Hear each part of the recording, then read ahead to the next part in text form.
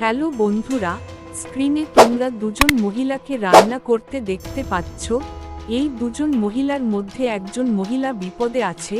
এখন তোমাদেরকে ছবিটি ভালো করে দেখে বলতে হবে এখানে কোন মহিলাটি বিপদে আছে। তোমরা যদি উত্তরটি গেস করতে পারো তাহলে সবার আগে কমেন্ট করে জানিয়ে দিও।